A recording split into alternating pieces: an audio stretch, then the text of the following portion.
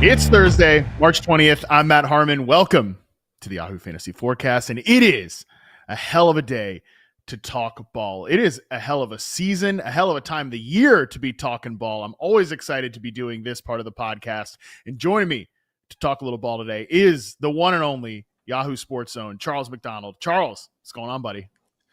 Not much. We were just talking before. This is a year three, us doing this little draft series together. So I think maybe one time, maybe during the summer, we should just go back and look at some of the old takes we had and make fun of ourselves. You know, that's always a good time, just to see how wrong you were and how well you can take it like a champ. Well, I will give a shout out to producer Colin. I don't love doing it, but I will do it. He is the best resurfacer of old clips on this, that I've ever worked with from a production standpoint. So I'm sure our bad takes, and I don't know, maybe some good ones along the way, Colin can make sure those are resurfaced. I always remember you really being excited about Luke Musgrave and like that whole group of tight ends you completely sold me on Luke Musgrave to the point, Charles, that I actually have him on basically every dynasty team I have, except one where I have Tucker Kraft. So I hedged my bets appropriately on Packers tight ends.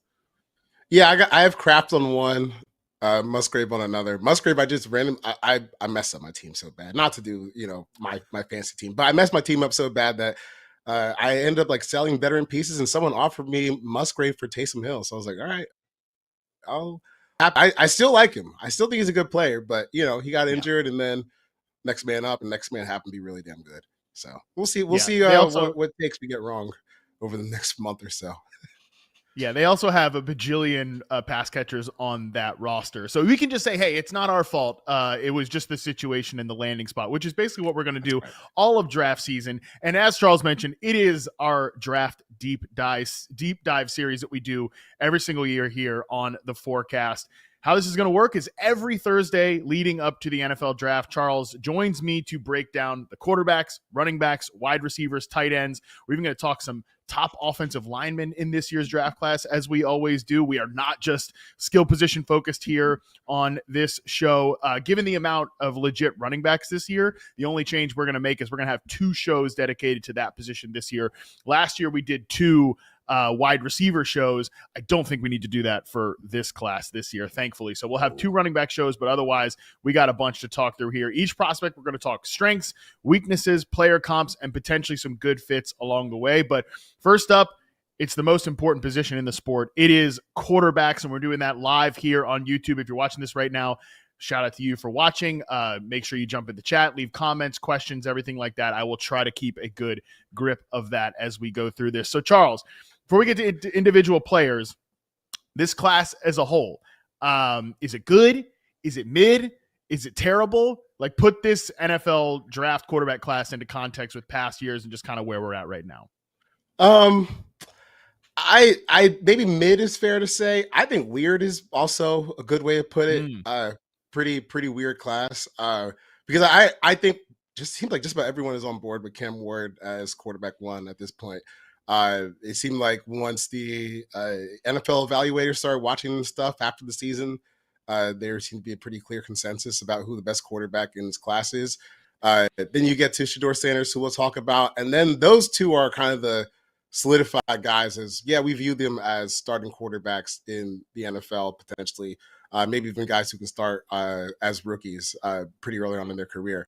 Then after that, man, it gets a little funky because, we're talking about quarterback 3 race. Jaxson Dart seems to be someone who's gotten some buzz recently, but, we'll talk about him. I think that there's a whole lot of Looney Tunes stuff we talked about a few years ago with Hendon Hooker. A whole lot of Looney Tunes stuff going on with that Ole Miss offense. Then you're talking about maybe even Tyler Shough for quarterback 3, which maybe the tape warrants it, but he's going to be 26 as a rookie. And you kind of know like the track record there. So there's a lot going on. I don't really know who the safe bet makes me kind of turn my brain off to some of them, but we still have the takes for you guys. I think it's interesting class, but I do really like Cam Ward to start things off. Yeah, it's not quite the 2022 draft class, right? Where we had one quarterback go in the first round, which was Kenny Pickett, which Obviously, he's on his third team right now. That did not work out for the Pittsburgh Steelers. And then we didn't have any go in the second round, and then we had 3 go in the third round, which was another Ole Miss quarterback, ironically, Matt Corral. We had Malik Willis, and we had Desmond Ridder. It feels like a slightly better version. Like, that was just a bad quarterback class. This definitely feels like a better version of that, because we're definitely going to have 2 guys go. We might have one go number 1 overall in the guy that we're going to talk about here in a second, Cam Ward. But we have 2 guys that could go top 10 in Cam Ward and Shedeur Sanders, at least 2 guys that are definitely going to go in the first round.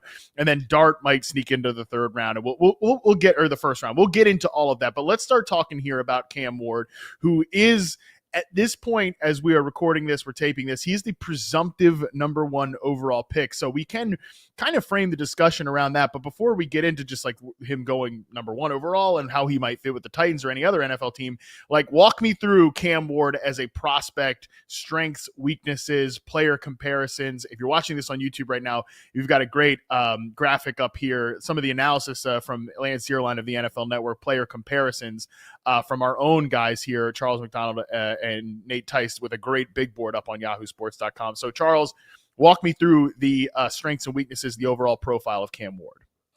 Oh, man. Cam Ward is fun. He's a fun guy to watch. I think that was true during the season. It's certainly true, like, kind of coming back through his film, for draft stuff that we've been working on. And what I like about him is, he's aggressive, man. And he's not afraid to maybe play out of structure, try to take those chances, because the thing is, like, when you're a team like Miami who has like national championship aspirations last season, but maybe not a national championship caliber defense, the onus kind of goes on Ward, who came in as a big transfer from Washington State, to actually get us across the finish line. And boy, did he try, which is what I really have come to respect about his game. And it's kind of like, I don't know if like controlled chaos is the right word, because there are some plays where you're like, whoa, dude, like, you got to speed up your process here a little bit. But I do think he's pretty good at taking calculated risks within like what's possible for his physical framework. He's got a pretty big arm. I think he's got great deep accuracy. I think some of his best plays are when he's like on the move and thrown to the back of the end zone, which can be really tough throws to make. I didn't have a whole lot of interceptions. I think, maybe he opened himself up to some hits that you probably want to see decreased at the next level. But when you talk about a guy who's willing to take chances down the field, who's accurate down the field, and doesn't really have any hesitation about, oh, maybe I messed up this time, I'm going to be, a little regressive and go into a shell. No, he's just going to keep firing down the field. And I really respect that about his game. He's I think sometimes when you look at guys who play like him, you're like, oh man, you're doing all of this after the snap. Maybe you don't know what's going on before the snap. But no, I think most of the time he's pretty good at understanding like where his leverage is going to be, where his receivers are going to be open. Sometimes he just chooses the harder option. But like when things are going well for him, I think he's a really dynamic talent. And just because he decides to play out of structure sometimes doesn't mean that he can't play in structure. It's just kind of his DNA. You'll see. We'll see if that's something that works out for him at the next level or not. Yeah, I kind of equate him to a little bit of like a wild stallion quarterback, right? Where you might have to rein him back in, but he has all of the like traits and attributes that you'd want in a high-end quarterback. And I'd frankly rather have that than a guy that has the tools or maybe doesn't have the tools that you need to push to be aggressive. Like I love the way he attacks downfield. I think he's a really fun deep passer, as you mentioned. And I'm glad you brought up the processing point about his game, because I thought from a pre-snap perspective, he actually, to me, looks like he's making the right calls and the right decisions. And that alone is something like, okay, if we're going to plop him into an NFL offense day one, which if he goes number 1 to the Tennessee Titans, he is definitely doing. I mean, the quarterbacks on their roster right now are Will Levis, and they signed Brandon Allen, who's like a QB3 in the NFL. Will Levis is a guy who might get traded at some point, I think, especially if they end up going with Cam Ward. I would bet that Will Levis is not on the roster. So if we're going to plop him in day one into this Titans offense, it's not a great situation necessarily. Like we're showing the graphic on YouTube right now, and like Treylon Burks' name is on here. I definitely think if we're looking back at our old draft takes, Charles, we were right to be a little lower than consensus on Treylon Burks. That's not a guy you want on the field. Like they're going to need some other answer at outside wide receiver besides Van Jefferson and Burks. But Ridley's a solid starter. They obviously added to the offensive line in free agency Dan Moore, Kevin Zeitler. That's been kind of the big signal that they are going to go quarterback here at this pick. Two reliable running backs that I like a lot. Chigokwonkwo is kind of like a tease at tight end, but somebody that I think can play. If he's going to start day one for the Titans, I think that pre-snap ability of his that you highlighted is going to be critical. Well, yeah. And I think when you look at this group, it could be worse, right? Like there are a lot worse situations that we see number one picks walk into and you're like, oh man, we ain't got nothing. Like Trevor Lawrence with the Jaguars a few years ago with Urban Meyer and all that mess. Like it can always be worse. But I think, Nate and I touched on this last week on Football 301 with the Titans after they signed Dan Moore and Kevin Zeitler. This is it may not be a whole bunch of A+ starters on the offensive line, but you've got, a bunch of B starters, which might make offensive line, in comparison to the rest of the league, where you see teams where guys maybe have one starter and four guys who don't play very well, or maybe like two mismatch and the other three guys struggling. So I think that this is kind of a nice setup for him. At least it's just like a team that has the number one pick, earned the number one pick. They weren't good last year.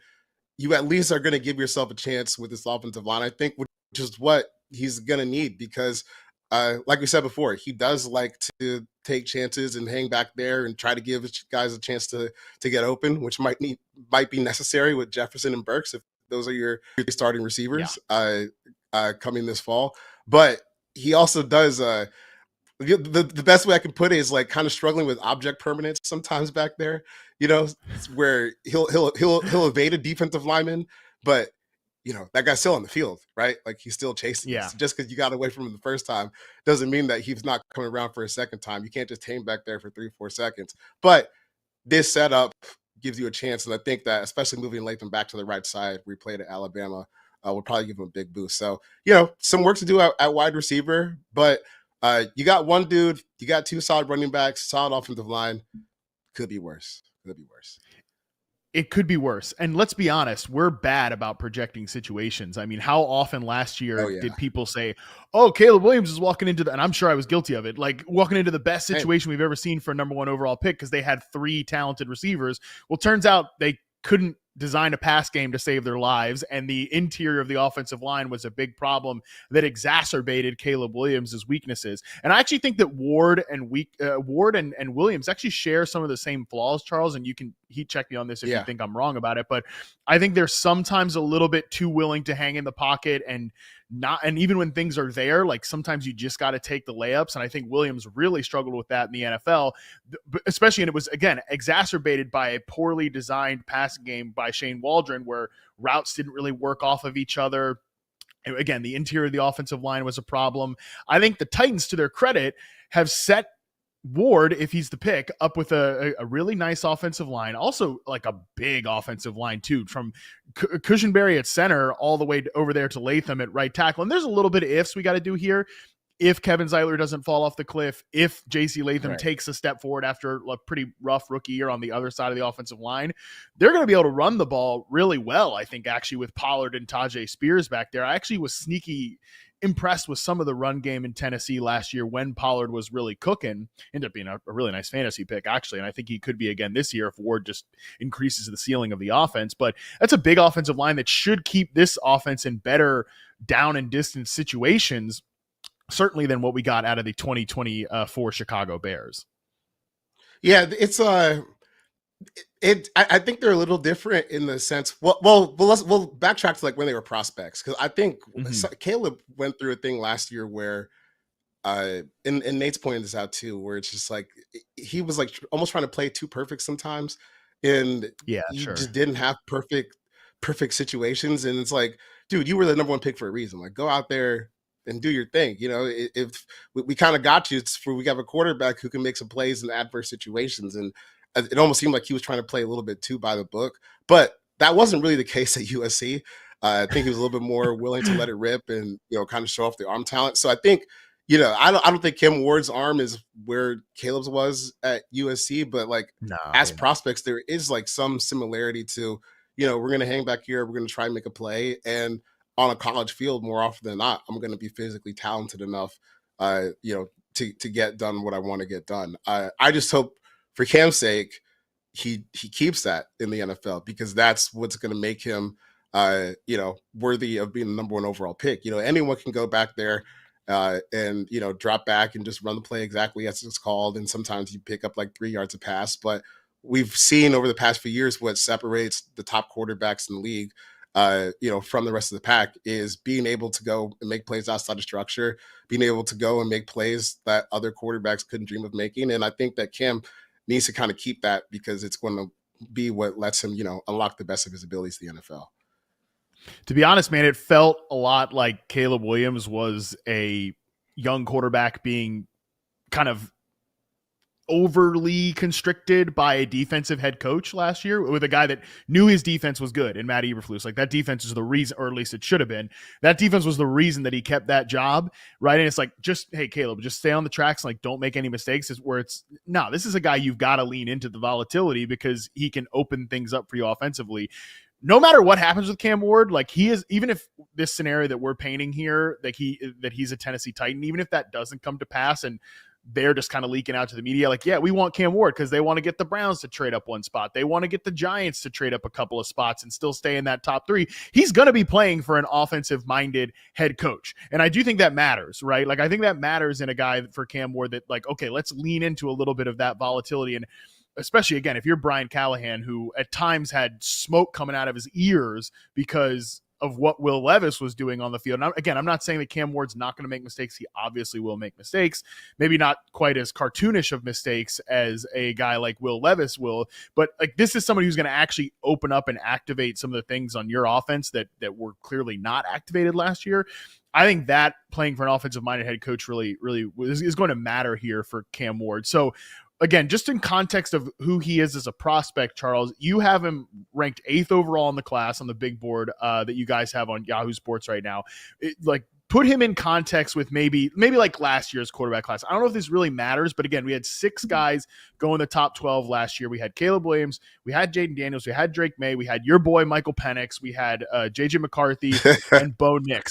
So where, like, in that spectrum, where does Ward maybe fit in that group of guys? QB4, probably behind Williams, May, Daniels, but I would put him before Penix and McCarthy and Bo Nix. So I think that he's shown enough to be worthy of the number 1 overall pick.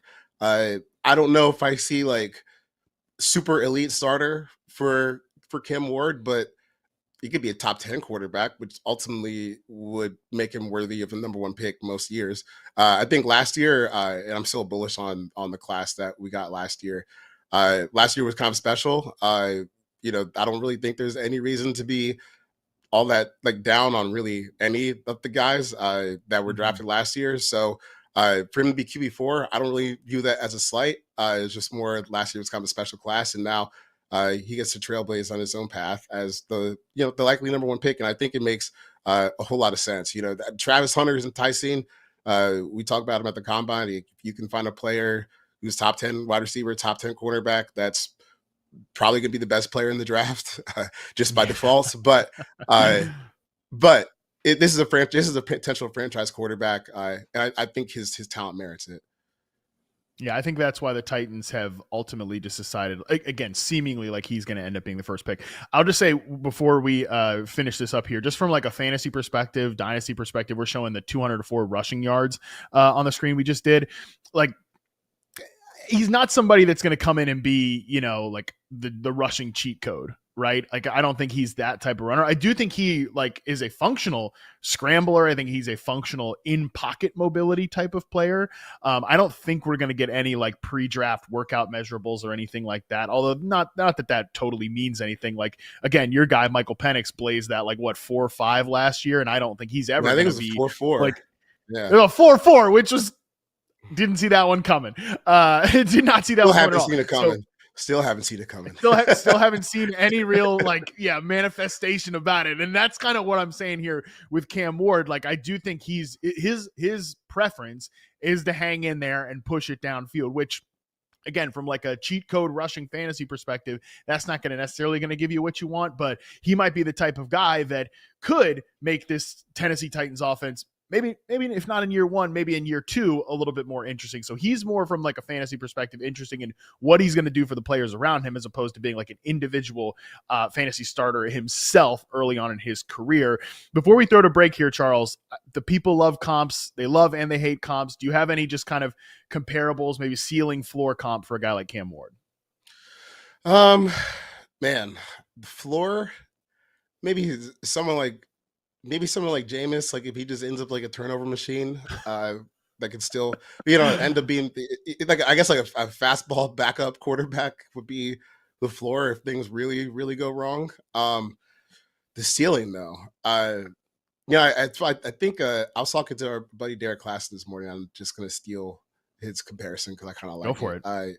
He said it's kind of like a bigger Kyler Murray. Maybe a more sturdy version of Kyler Murray, not the top end speed, but just how they operate as passers in terms of kind of willing to take their time and take chances. But when they need to operate in structure, it can work. So the Steve McNair comps I get from a play style perspective, but I don't know. Steve McNair, it's a pretty high bar to reach. Yeah. And Steve was also just like a powerhouse athlete, I think, in a way that Cam is not. But I do see it from a passing perspective. But I think big Kyler Murray, maybe less athletic Steve McNair in that range, which sounds like a number one overall pick to me. I mean, Kyler Murray might not be a top 5 quarterback, but he's certainly good enough to validate his status as the number one pick a few years ago. Steve McNair was listed at 6'2", 220. I feel like he was bigger than that. He played like by the end of his career, he was definitely bigger than that. For sure. Yeah. For sure. By the end of his career, he was definitely bigger than that. But yeah, I mean, he was obviously rest in peace, Steve McNair. He was a really fun player to watch, kind of when we were growing up. So yeah, man, I really like the Cam Ward comparison there from a Kyler Murray perspective. I'll share one just again, if you're ripping off Derek Classen, the former quarterback charter for us at Reception Perception, the guy currently doing that for us is Corey Kinnan. He's got a great profile up on Cam Ward and Shedeur Sanders on the site. He said that like worst case scenario, he could see like a BYU Zach Wilson type of thing with Cam Ward. And I think there are some reasons to kind of make that comparison. But again, that's like a worst case scenario. Look, Zach Wilson, it just got his 3rd NFL gig here. So again, like a volatile backup that moves around the league. I think that's possible for Cam Ward, but that Kyler Murray comparison, I think is interesting as well. Yeah. I'm still trying to figure out like a great comp for him because I don't even think Jameis is like it's not quite the same like the same style of risk. Because Jameis is just blind firing sometimes. Blind risk, yeah. But I don't think Cam is quite there. But like the worst, like most exasperated version of him could play something like that. But high end comp, Kyler Murray, Steve McNair on that wavelength. Obviously Cam's a good deal bigger than Kyler Murray, but we're talking about play styles from the pocket.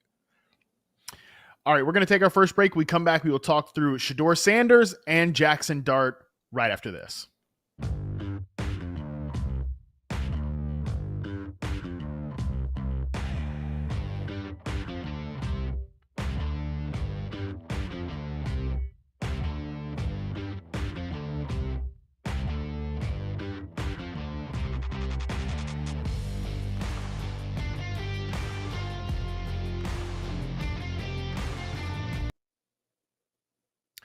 All right, we are back. Charles, let's continue talking through these quarterback prospects here. Let's get into Shedeur Sanders out of Colorado. Not that I really need to do a lot of setting up for, hey, this is who Shedeur Sanders is. I feel like even bro, people who don't even watch college football know who Shedeur Sanders is. But give us kind of the rundown on who Shedeur is as a prospect, Charles.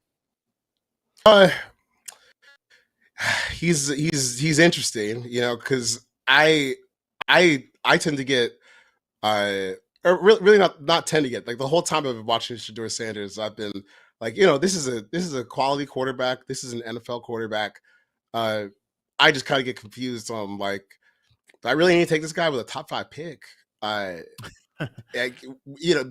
in the olden days of 2011 when the CBA was just signed, this was like the ideal like second round quarterback. Someone like The Andy Dalton, Colin Kaepernick range, where you're like, oh, there's some traits here that we like, but don't know if the whole picture is clean enough where we need to invest a first round pick. But now, like last year, we got 6 quarterbacks going top 12, so I would imagine that he still ends up in the first round. The thing about Shedeur is, if you kind of do some research on him, it's like he's kind of been training his whole life for this moment. Yeah. The Deion Sanders was his offensive coordinator or head coach every year since middle school for him. And obviously, when you have the resources that he had growing up, you can get access to some better quarterback training, maybe than other guys can get.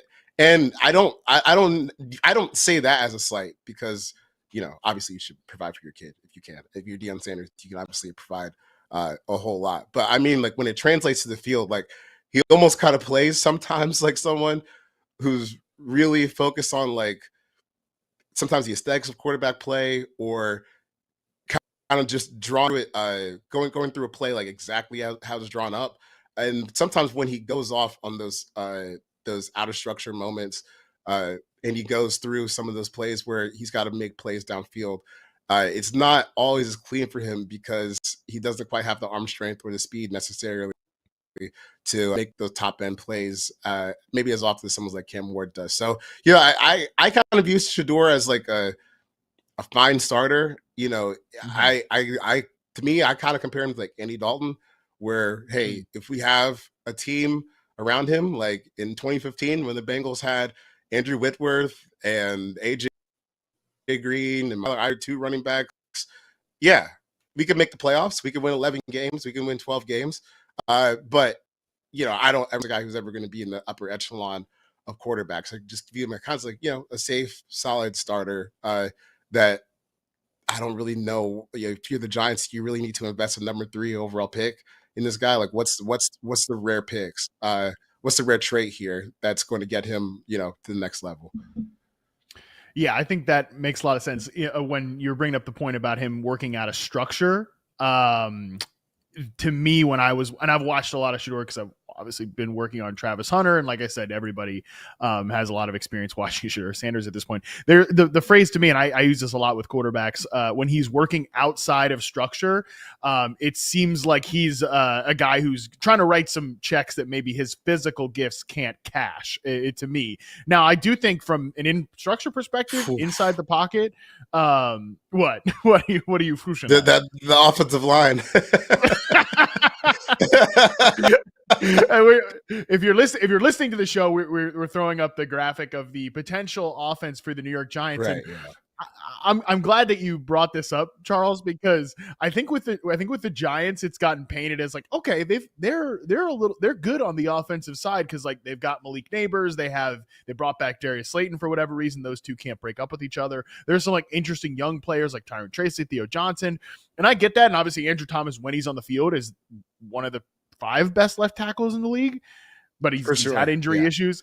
But then you go everywhere else and it's pretty huge, like question mark at this point from an offensive line perspective. And obviously, again, if we're talking about Sanders here as an in-structure player, what are we looking at here? I will say too, just to jump back in here on the, like, from a player comparison standpoint, because you brought up Andy Dalton. I had the thing where I said this with EJ on the show at the Combine, where I was watching him and I'm like, yo, he's Teddy Bridgewater, right? And I thought I was such like a smart comp. Like, oh, I'm so proud of myself for thinking of Teddy Bridgewater. But then everybody has that.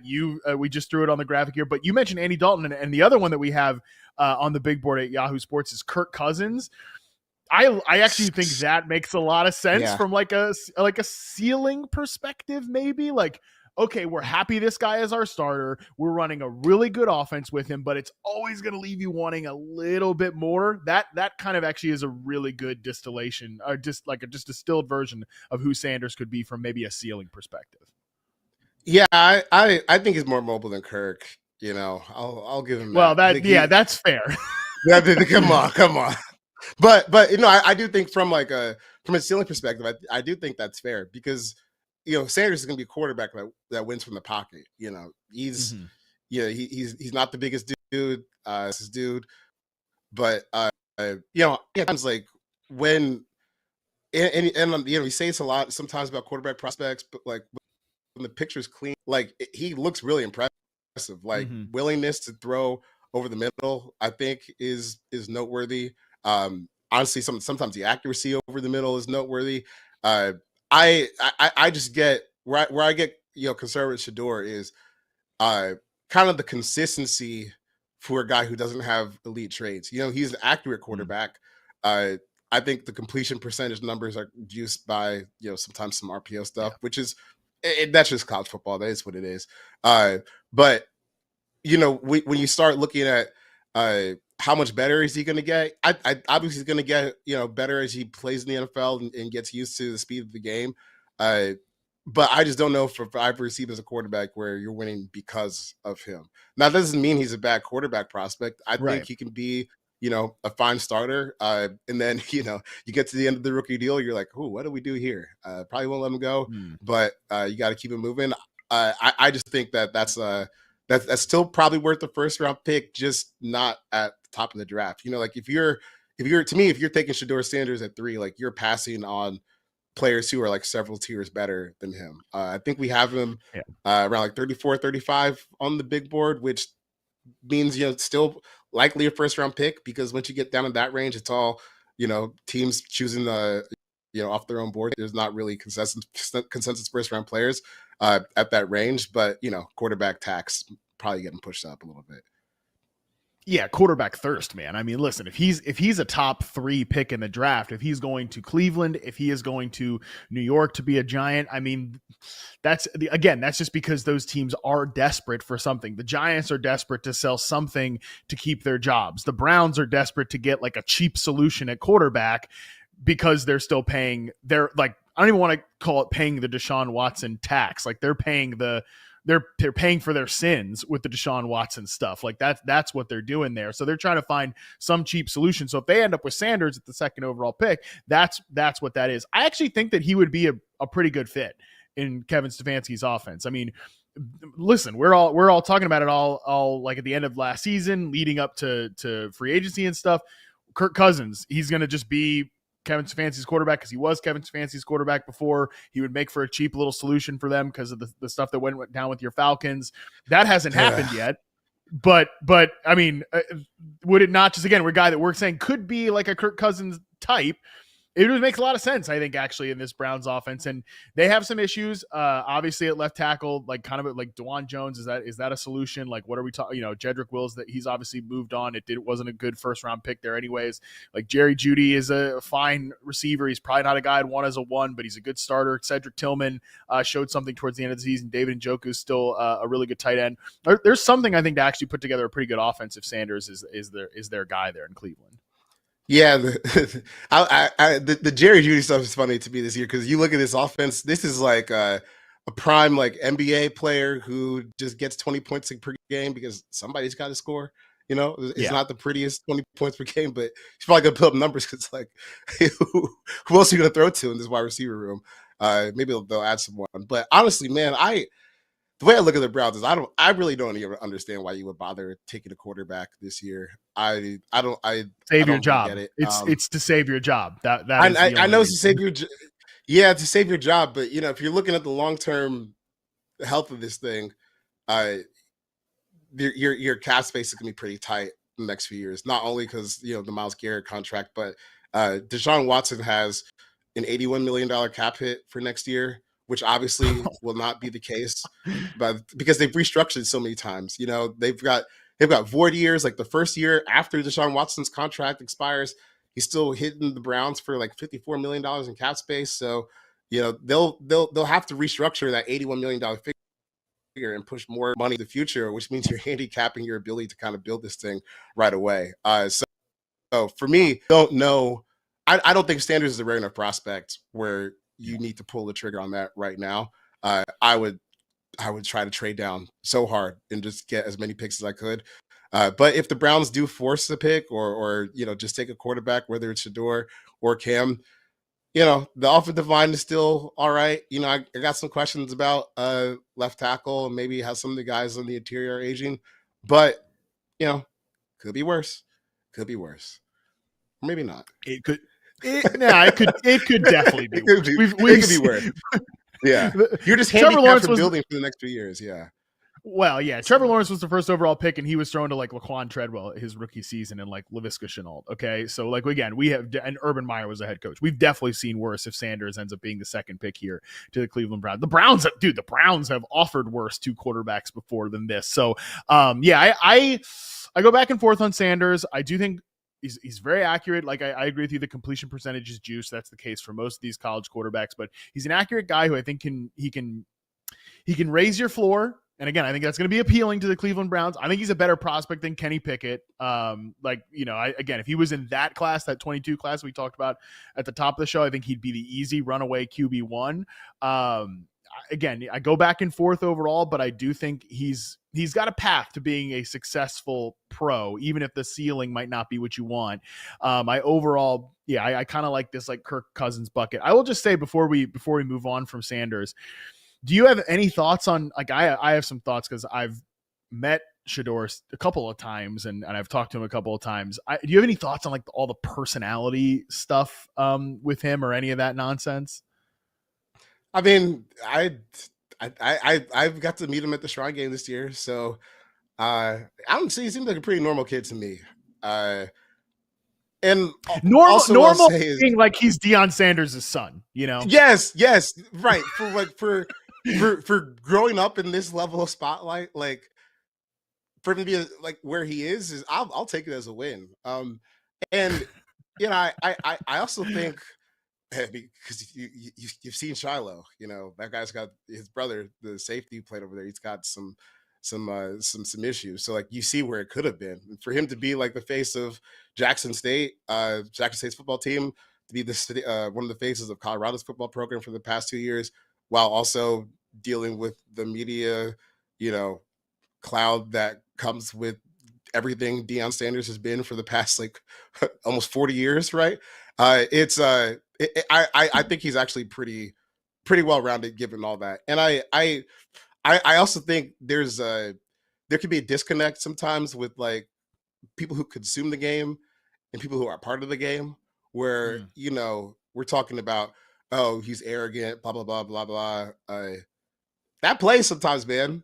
If you're being productive and you're doing the things you need to do to help your team have the best chance to win, man, nobody's gonna care in that locker room if you're arrogant, because yeah, maybe we should feel this way. Maybe I should get, you know, arrogant just like you, and maybe it can give us some kind of edge out there. But in general, football players are not wired like your average civilians. So, you know, when you hear people talking about, you know, the personality issues, sometimes it plays in the locker room. That's what I'll say. And as far as like the bad teammate stuff that you hear, just to put it bluntly, he got like 3 or 4 of his teammates to the in front of NFL coaches and scouts that really didn't have much business being there. So I don't really know what to do with the bad quarterbacks or the bad teammate stuff if you're going to still, you know, put your neck out for your guys like that, even when you really don't have to, especially at this point with the season being over and him moving on to the NFL. Yeah, I will just say from a Shedeur Sanders point, one, I really enjoyed my conversation with him a couple of years ago at Super Bowl Media Week. I thought he was a very, very dedicated, like hardworking guy, clearly really cares about being like the best version of himself as a player, and knows that there is that pressure on him because he's Deion Sanders' son. You know, in terms of like coming out of the combine, I kind of laughed at, and I think I said this on the show, I laughed at the idea of people freaking out about, oh, there's people in the league that don't like Shedeur Sanders' personality. Well, dude, I mean, not everybody is for everybody. Okay. Like, I mean, Charles, I like hanging out with you, but not everybody might. That's right. You seem to, and I like it that way. Right. You seem to at least put on a good face that you like hanging out with me when we get together. I don't know. Maybe you hate me for real behind the scenes, but not everybody's going to like me. Yeah. Well, I wouldn't talk to you. Not That's good. I mean, that's good to know. Makes me feel, I was actually the only reason I brought this up because I needed some validation that our friendship was actually real. But not everybody wants to be friends with me. Like, not everybody's for everybody. So that's totally fair. But again, I think overall he's a guy who, from a year one perspective, he's definitely not a fantasy consideration because he doesn't have that type of athletic upside to be a scrambler or anything like that. But he might be a guy who can raise the ceiling of or at least raise the floor of an offense. Like if he goes to the Giants, rookie quarterbacks can always be dicey, but that's probably a little bit better of a situation for Malik Neighbors than what he was dealing with last year. But let's move on to Jaxson Dart here. Well, let's move on to Jaxson Dart. I'm just throwing this to you, Charles. Who is Jaxson Dart as a prospect? What are we getting like from this kind of guy who seems to be like a late media riser here? The guys who are, because I watch a lot of college football. At no point during the season was Jaxson Dart talked about as a first round pick. Like no one was saying that. Not a soul was saying that. I think even Sam Monson from formerly Pro Football Focus, he posted a chart the other day that said basically all of Jaxson Dart's pre-draft hype has come since he's last played his last football game for Ole Miss. And man,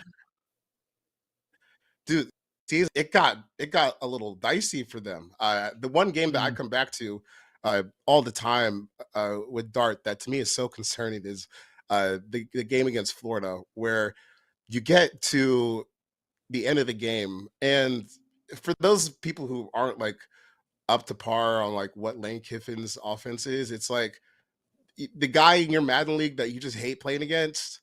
That's kind of what Lane's doing. It's just we're not doing things that are really replicable or in NFL offenses.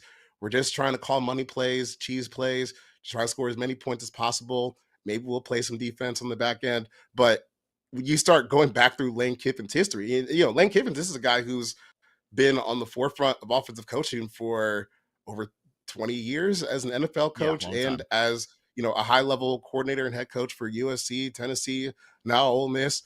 The best quarterback he's put into the NFL is probably like Matt Barkley. And he's had some really, really good offenses. But none of these guys really make it. And I think that's just because Lane's just here to score as many points as possible, and to keep his job, which I think is a fair way for him to view it, but it's not always a great way to develop a quarterback. So the way that I'll start with Jaxson Dart. He's better than Matt Corral was. I will give him that. Good starting point.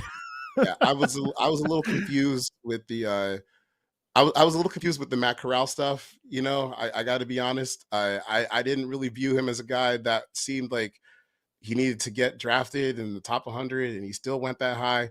But with Dart, when it's open, he can hit the throws. But like I said, going back to the game in Florida, the field gets compressed, right? Because they need to come back on the last drive of the game. So you can't really work, your open field. We're gonna run like all these, double breaking routes to try and get someone deep. Like you kind of have to run something that's a little bit more standard because the defense is expecting to pass. Like they're not going to let themselves get beat over the top. So when it got compressed in the middle of the field on the final drive, man, he could have thrown like 3 or 4 picks on one drive. And it got scary. The accuracy was all over the place. Footwork was all over the place. And to me, that was kind of a more comparable scenario maybe to what he'll be seeing from NFL defenses where, you're not going to just run RPOs and just cheese your way all the way down the field and score 50 points and everyone's having a good time. You're going to have to play, a little bit more sophisticated style of football, which I just don't know if he's ready to just be dropped into an NFL offense today.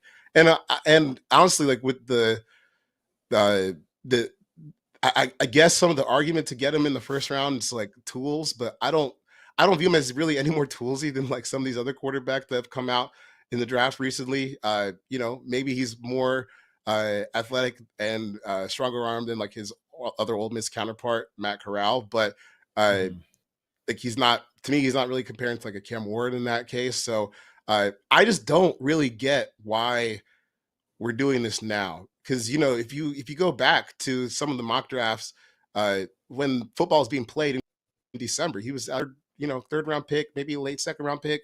And Ole Miss, their season did not end well, and he played a role in part of their crash towards the end of the season where they ended up missing the SEC title game and the playoffs, even though they had to win it over Georgia. So So that it could reach to me. I don't get why you're reaching for this guy. It's not like this is a spot where Eli Goose from YouTube says, I'm so hyped for the Jaxson Dart versus Mason Rudolph QB battle. But no, like, yeah, that's definitely in the cards, right? Because if you're in Pittsburgh, you're kind of striking out quarterback options. If you don't want to trade up, that might have to be your guy, which to me is just terrifying. I really don't get it. Yeah, I don't know where you guys have him. You and Nate have him going in your mock draft, 10.0 at this point, whatever you guys are on. But Mel Kiper has him going 9 to the Saints. Oh, I would love that. Mel Kiper's got him going 9 to the Saints over at ESPN. Daniel Jeremiah's got him 21 to the Steelers, as Eli Goose just mentioned.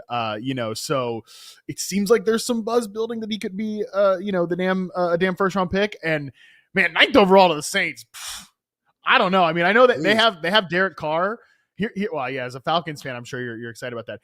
Like like you said, is he ready to be like a early starter? No way, dude. Like, I mean, I think that would be like your little nephew is like, he needs to learn to swim and you just go up and like push him into the deep end right away. Like that would be starting Jaxson Dart early on. Like he needs to play at some point. I get that, but he doesn't, I don't think he's got like the skills, the traits to be an early starter. And I mean, my God, on the Saints offense that we're showing right now, this is like a horror story. Like no way is he ready to be the Saints like day one starter. So I like behind a guy like Derek Carr, maybe like you give him a year and he develops, but I'm with you that I also don't see him as like a Jordan Love type, where Jordan Love, it was obvious like he needed work and he did end up sitting. And I think that ended up being good for him.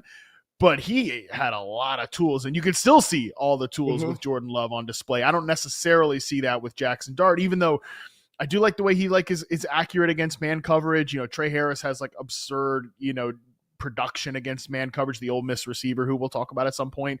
And some of that is like, I think Dart layers it pretty well. He's pretty accurate, like throwing those deep passes against man coverage specifically. But like you mentioned with the offense, some of that is kind of designery, predetermined stuff.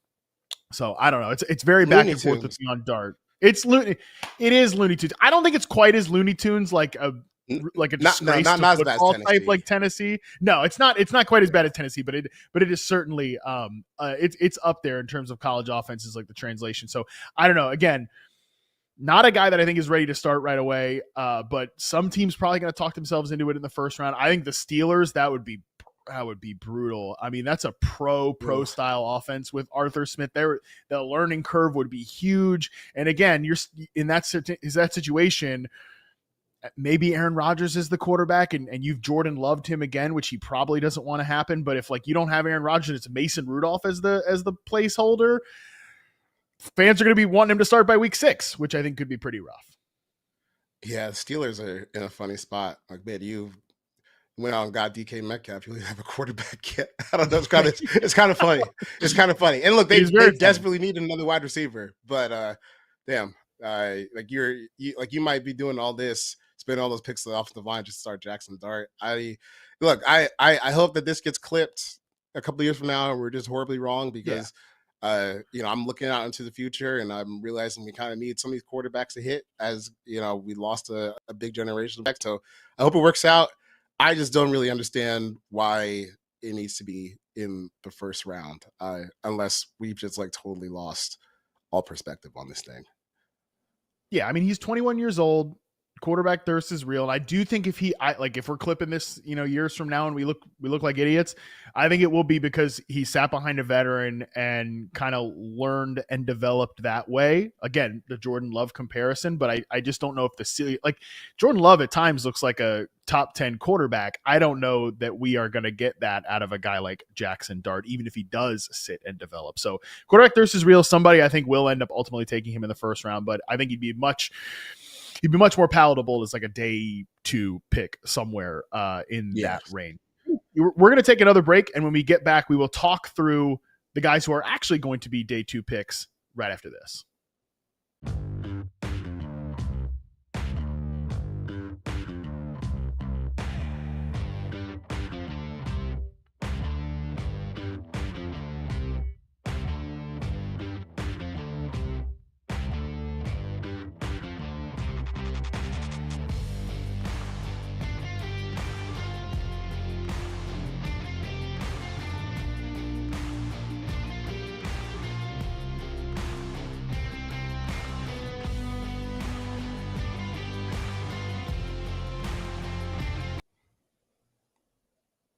All right, we're back. Let's talk through just kind of a cleanup here of the rest of the quarterback prospects. Two guys I think at least deserve their own little section here before we just get to the collective.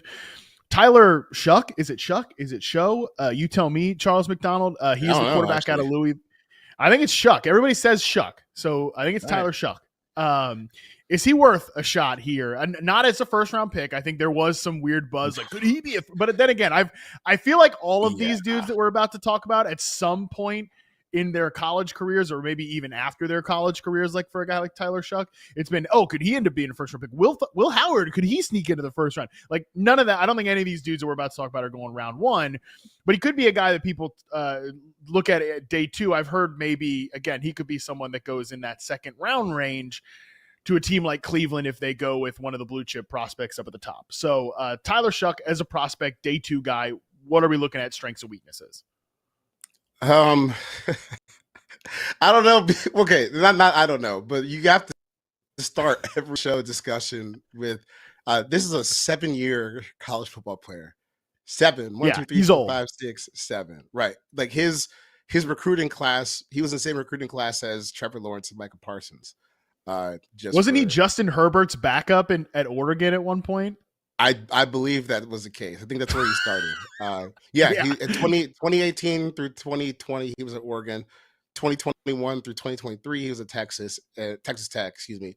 And last year he was at Louisville. So I just think you have to start off with, we're talking about a 7-year college quarterback who only started 10 games one time last year. And look, he did play at Oregon during the COVID season. Maybe he would have gotten more. Maybe that would have been like his season for 10 games. But, we're talking like 4-game seasons, 7-game seasons. And finally, in year 7, he got to play all 12 games last year for Louisville. I actually think he's a solid quarterback. I think he does some nice things down the field. I think he operates pre-snap pretty well. But I also look at it from the standpoint, man, you had 7 years to figure it out. You better be like pretty good at this. Yeah. Like you better not be some complete scrub out there. What else have you been doing for the past 6 years besides just watching film and practicing? Like you should be able to have 1 year where you can do this. And I think his tools are fine. I think his arm strength is kind of akin to maybe like Kirk Cousins. Is not the biggest arm in the world, but probably good enough to work. You're just looking at, to me, just a clear backup profile. 26 years old, like you're teetering into Brandon Whedon territory there. And Whedon, in terms of age, like you are, he's older than Bo Nix was, older than Jaden Daniels was, and those were guys where we were like, their age is kind of, older than Michael Penix was, and we're talking about those guys. Their age is kind of an outlier here as far as how we're projecting. Right. Now this guy's even older than those guys.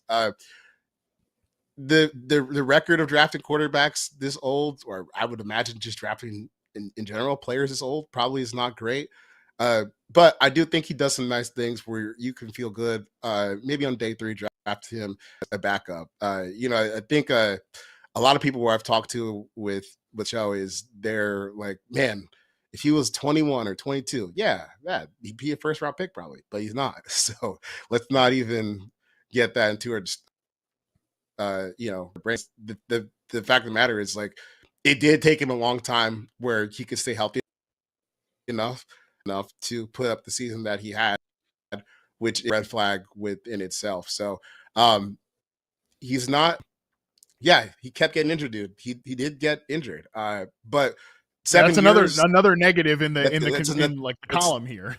Yeah, that's another negative. So I do think he's not a bad quarterback. Like he can spin it every once in a while. I think he was a big driver for whatever offensive success Louisville had last year. It's just a pretty big risk with that profile. To me, in like the top 2 rounds, maybe if you're looking at like that Matt Corral range, maybe even Desmond Ritter range, that's okay. But when people were talking about him as a first round pick, I was like, whoa, okay, let's slow this down a little bit here. I think he's a quality player, but you have to take in the whole profile, which is just way out there in terms of what we normally see from success stories at quarterback in the NFL. Yeah, he might be getting a little bit of like a Bo Nix bump here, right? Because Nix was an older prospect, and actually, that experience ended up being a good thing, not a negative. But I do agree with a lot of what you said. That I kind of like him from a tools perspective. I think he's a little bit Wentz-ish, where like he's a little too robotic sometimes. He's more of just like a drop it back and launch it type quarterback. I've heard other people compare him to Ryan Tannehill. I think that's kind of in the same family of quarterbacks here. Josh Norris from Underdog calls it like the trebuchet. Just again, launch it back and launch it. I think he could make sense in a team like Cleveland. Again, if he's that like backup plan for them, where we're just going to take Abdul Carter, give Myles Garrett a running mate, and then in the second round, which might be too rich for this profile, but again, they need options and they need cheap options. Like, let's get Kirk Cousins, let's get Kenny Pickett, and let's get Tyler Shough and throw them in a room together and like, Joker style, right? Best man wins. I think that could end up being sort of a reasonable facsimile of a plan there. But yeah, probably better as a long-term backup is Tyler Shough. But there's some mobility. There's, again, 4.6 in the 40, I believe, which was a surprise, but maybe he could be a reasonable runner. Maybe he could be used in that type of way. And again, just drop it back and launch it. I think I see like a reasonable backup profile. Talking about rushing, next guy we're going to talk about here, Jalen Milroe. Obviously he's explosive. I will say this though, before I throw this to you, Charles, I was watching Jermaine Burton last year, charting him for reception perception, which turned out to be a fantastic waste of time because he doesn't care about his career. Right. No, yeah. But he doesn't care about his career, but why should I have cared about it? Again, fantastic waste of time. But one of my takeaways there was his quarterback here at Alabama, probably not a prospect, but is he somebody that people are going to take a chance on maybe this year? Yeah, you look at the 40-yard dash he ran yesterday, the day before at Alabama's pro day. I think even Rappaport had him at 4.37. There were other people who had him like in the mid 4.4s. So to me, that matches. That matches what you see on the tape because, to me, the game, especially for him as a runner, the games that stick out are, Georgia earlier this year where they just get him moving on sweeps and he's just unstoppable up open field. And then against LSU this year, maybe a little bit more as an inside runner where he showed his ability to, be elusive in the middle of the field and really explode once he gets to the secondary. Like, to me, that is that plus a real deal, strong NFL arm, I think. It's going to get him drafted where I have no idea pegging him where he's going to get drafted. I feel pretty confident saying it's not the first round. 4.3 with a big arm might entice someone. It's just when you start actually watching him play, he is like the streakiest quarterback I think I've seen in some time. Because if you've seen him play or you watch Alabama play this year, sometimes him and Ryan Williams, the freshman they had this year, who should be allowed to declare for the NFL draft, that's how good he is. They had some magic on deep ball, and every once in a while, Milroe, when his feet are set and he's got time in the pocket, man, he can uncork some incredible passes down the field. But a lot of the times it's just not quite where it needs to be, or really, I think what gets him in the most trouble is his process in the pocket can be pretty bad sometimes, where he's really slow to read things out, really slow to react to pressure. And that's gotten Alabama in trouble a couple of times last year. I think even against Oklahoma, where he's not seeing the field well, he gets sacked, and the next thing you know, those are drive killers. So you're putting yourself in danger for sacks, strip sacks. That's got to lower your draft ceiling some. And like accuracy over the middle of the field is not all that consistent. But man, I think we've seen teams like even like he's a better athlete, Jalen Hurts, where he's like, okay, you can run and throw a deep ball. Maybe we can figure out some other things around the way. Although Jalen Hurts is a more consistent passer than he was that last season at Oklahoma compared to what we saw from Milroe at Alabama. But I just feel like at this point, knowing what we know about NFL teams, they're looking at a 21, 22-year-old with a big arm who can run. They'll give him a chance. And I that's all. It's really all I could say, because I don't know if there's a great chance of that one working out. But we'll be seated for the preseason games. I can promise you that. Yeah, he'll be a preseason daily fantasy moneymaker because, like, yeah, this guy, if he hits, like, he's from a fantasy angle, he's going to be somebody that we talk about because, again, he rushes, all that stuff. But I'm glad you brought up the point about Jalen Hurts, where I thought in that draft process, people couldn't quite shake the memory of him at Alabama because I thought he was pretty damn good in that last season at Oklahoma and showed a lot more development as a quarterback that I think he kind of got painted a little bit too much in the brush of what he was early in his career. We didn't really see that full development from Jalen Milroe. Now, I do think if he, again, like ceiling comparison is maybe he could be a poor man's Jalen Hurts because like, he's got the tools, the mobility is real. You could design something out of that. I think like a floor comparison is, we're talking about a guy who maybe people want to switch positions with him at some point, whether that's right or wrong. Like that's what we'd be talking about with Jalen Milroe. But yeah, I could see somebody on day 2, probably round 3 would be much more acceptable than round 2. Like Hurts was a second round pick. Again, Milroe's not that type of prospect. Like just saying, hey, we've got an entrenched starter. Maybe we have an entrenched starter and an entrenched backup. Maybe the starter's a little older. I can't really think of a team off the top of my head, but we want to maybe develop this guy. We're a quarterback factory. Obviously, that's what the Eagles branded themselves as.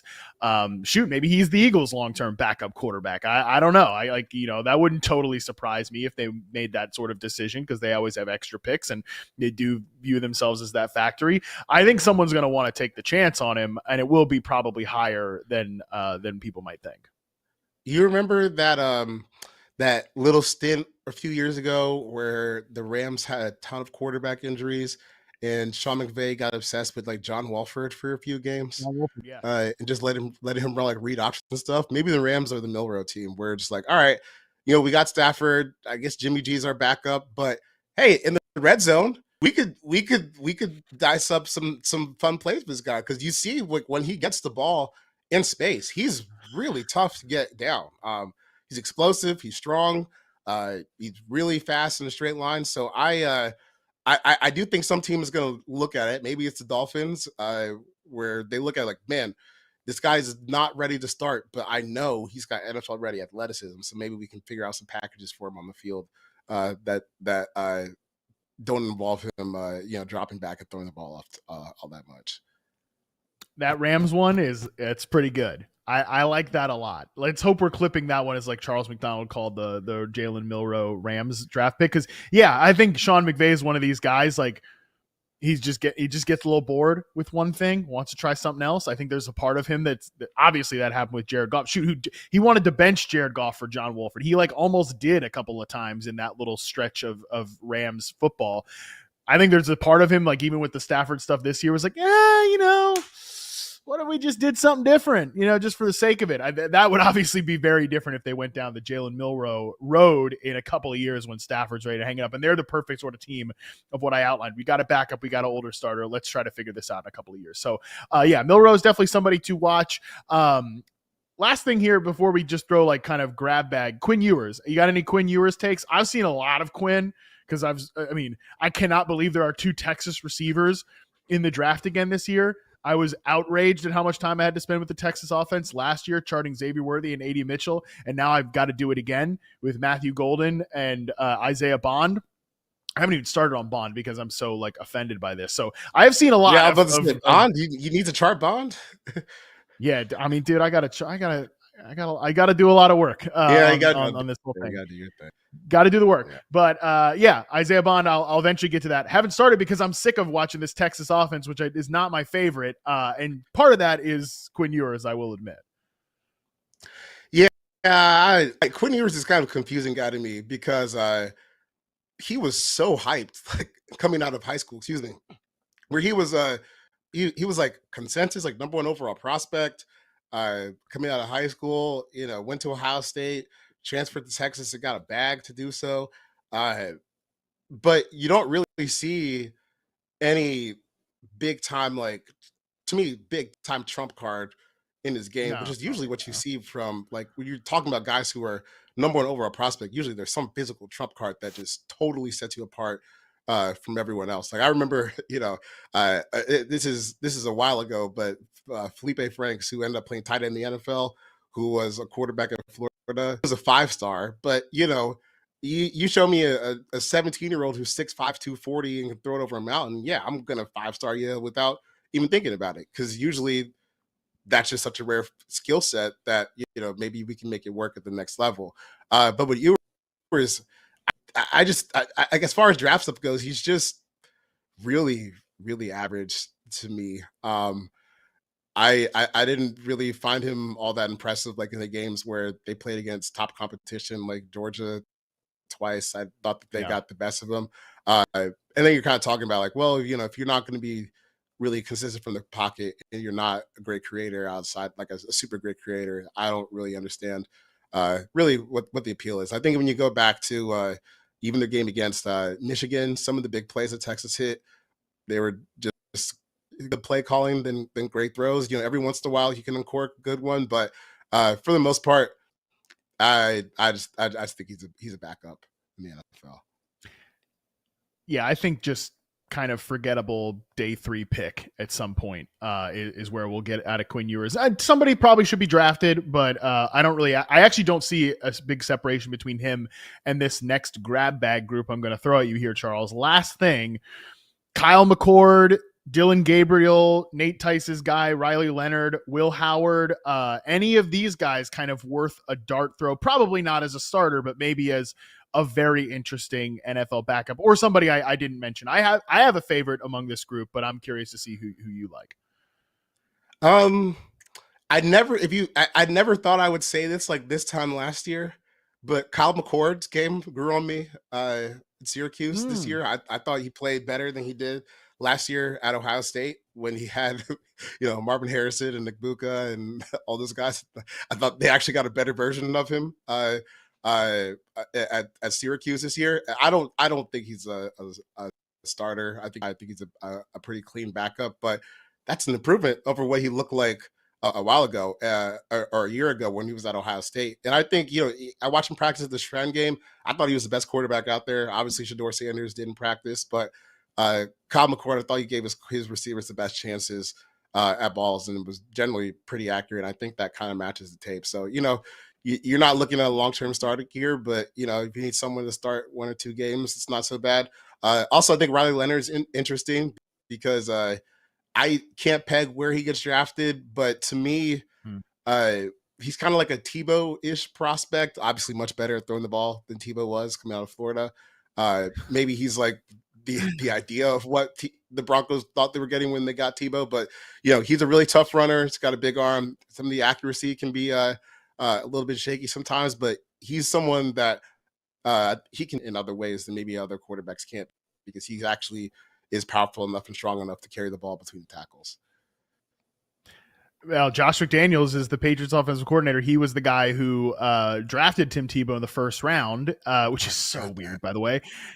So, maybe Nate's 2 favorites, Drake May and Riley Leonard, can just share the same quarterback room there with Josh up in New England. But yeah, no, your Kyle McCord analysis is also surprising to me, because I definitely did not think charting Marvin Harrison last year, like, yeah, this guy that's throwing him the ball, which that was not a fun experience, is definitely going to be like an NFL prospect next year. So that is shocking, but you're not the first person to bring this up. EJ Snyder also on the show at the Combine, he was pretty emphatic that he liked Kyle McCord a little bit as like kind of a sleeper quarterback in this prospect. I will say I kind of like Will Howard a little bit. You can tell me if I'm an idiot on this, but I think he's definitely a little bit like robotic for sure, but he can get himself out of trouble a little bit. I really like the way he works the middle of the field, and some of this could be because, again, I'm about to finish Emeka Egbuka's reception perception profile, but again, I don't think he's a future starter or anything, but he moves well. I think, again, when he's decisive, he can operate the offense in rhythm, and obviously that was a really well-designed offense with Chip Kelly at Ohio State, but again, working the middle of the field, like he puts his receivers into some pretty rough situations when we're attacking outside the numbers. But as like a guy, that's maybe putting it a little bit lightly. But again, a guy that can operate like a middle of the field based offense well as a pure backup quarterback, I could see something being there with Will Howard. Yeah, I mean we have that amazing reel of Jeremiah Smith catches partly because Will Howard is not the most accurate quarterback out there. But the way I view Will Howard is, I remember last year I saw it for the first time when I was watching Cooper Beebe, the offensive lineman, the Cowboys draft from Kansas State, and I was like, this is really who Ohio State chose. Like, this is who they needed as their next quarterback. You know, they didn't want to give Cam Ward a call. They chose Will Howard. But to me, he's like the final evolution of those like rugged Kansas State quarterbacks that, you know, used to plague the Big 12. Like Colin Klein, and, you know, I don't even remember the other ones, but they were all the same guy. And then Will Howard comes along. He can throw a little bit. I think he supremely benefited off of the supporting cast he was playing with, but he did do enough. He's probably picked now, which is something that I wouldn't have said coming into the season. You know, maybe a little 5th or 6th round flyer just to see if he sticks as a backup. Yeah. But I think the accuracy is just going to be a problem at the NFL level. Yeah. Again, pure backup. And like maybe for the Dolphins, again, a middle of the field type of offense, they should maybe get him in there to compete with Zach Wilson. That's about all I'm asking for out of Will Howard, who, again, I liked a little bit of what I saw. But so you didn't totally call me an idiot, but I think that's a good way to end the podcast there on Will Howard. So I don't know, Charles, this draft class, it's a bizarre one. I think overall we came back to it is a mid class. We like a little bit. We like Cam Ward. We like a little bit of the Shedeur Sanders stuff. The accuracy is good. The sack taking is whatever. But yeah, beyond that, it's a lot of dart throws in this class, including Jaxson Dart. That is for sure. Well, Charles, I appreciate you, buddy. Thank you for doing this. We'll be back with running backs next week. I can't wait to get into that. But in the meantime, what are you working on right now? Nate and I are getting our prospect profiles rolling. So he's written up Cam Ward, Shedeur Sanders. I got a Shamar Stewart column coming later, the defensive end from Texas A&M who ran a 4.5 and had 1 sack last year in college. So we're gonna get deep dive into his game. Obviously, we have a mock draft that came out a couple days ago. Charles Robinson and I are gonna get cracking on all Juice team soon. So we are fully in draft season. I'm gonna try to duck away, you know, maybe for a little bit to watch a little March Madness, but we do have an episode of Football 301 coming later today with Nate Tyslide looking at free agency. So, you know, if you're on Yahoo, just look for everything me, Matt, Nate, Charles Robinson, Jory Epstein, Frank Schwab, all we're doing. It's a good time. Yeah, we are fully into draft coverage, that's for sure. Yeah, make sure you read Charles's profile on Shamar Stewart because he makes fun of me for covering the fake football players, you know, with the wide receivers and things like that. So the guys in the trenches, that's what Charles actually likes to talk about. Right. So I appreciate you getting down into the muck here to talk about these skill position players with me. Like I said, we're going to do this again next week on the running backs. But for now, that is going to do it for this show. On Monday, we will be back. The Yahoo Fantasy Forecast will be back with our next Mock Draft Monday. The series rolls on with ESPN's Field Yates joining the show to share his 5 favorite fits from his most recent mock draft. Until then, we are out.